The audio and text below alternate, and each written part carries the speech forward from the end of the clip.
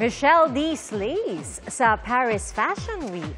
Rumampa siya para sa koleksyon ng Filipino designer na si Michael Cinco. Sabi ni Michelle, the runway is her home. At dream come true raw ito. At nagpapasalamat siya sa opportunity na ibinigay sa kanya. Habang nasa Paris, nagpahayag ng pagkadismaya si Michelle matapos manakaw ang kanyang kotse. Nabawi na ang kotse pero may mga bagay raw na kailangan pang isauli at kung di may babalik sa kanya ay mapipilitan daw siyang pangalanan ang mga sangkot na pinagkakatiwalaan pa naman daw niya. Buwis buhay ang naging tagpo ng dalawang cruise sa India. Bigla kasing napigtal ang lubid ng inaapakan nilang platform sa gitna ng kanilang trabaho. Ayon sa mga report, inaayos nila ang mga bintana ng gusali bago masira ang platform. Ligtas naman ang dalawa matapos silang saklolohan ng mga kasamahan. Isang bahay naman ang naglagablab sa gitna ng baha sa Florida sa Amerika.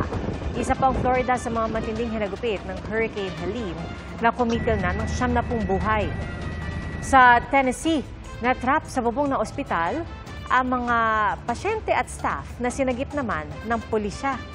Tinatayang nasa 15 hanggang 100 bilyong dolyar ang pinsala ng itinuturing na monster storm. Patuloy ang cleanup at recovery operations. Mga kapuso, bago sa saksi, may thunderstorm advisory ang Pag-asa sa Bataan at Zambales. Saan po sa mga lugar na yan ang pag-ulan na may pagkidlat sa loob ng 2 oras. Pag-iingat ng publiko sa flash floods at landslides. At bago po tayo magpaalam, gusto lang po namin batiin si Atom para sa kanyang Silver Dolphin Award. Nakamit po yan ng The Atom Aralio Specials sa prestiyosong Cannes Corporate Media and TV Awards. At para po yan sa dokumentaryong Hingang Malalim na tungkol sa mga pearl divers sa Sulu. Congratulations, Atom! Thank you, thank you. I'm glad to be back. Welcome back. I'm glad you're back. I know. Congratulations sa buong team ng The Atom Aralio Specials at maraming salamat sa Cannes Corporate Media Awards. Congrats, Atom. Thank you. Marami pa yung susunod dyan, I'm sure. Well, hopefully.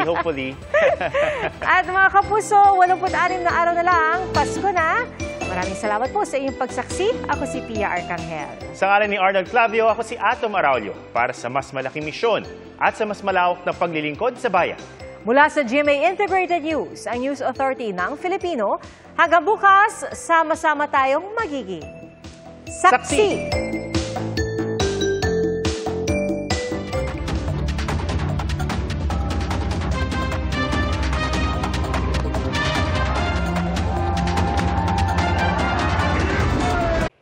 Mga kapuso, sama-sama tayong maging saksi. Mag-subscribe sa GMA Integrated News sa YouTube at para sa mga kapuso abroad, samahan niyo kami sa GMA Pinoy TV at sa www.gmanews.tv.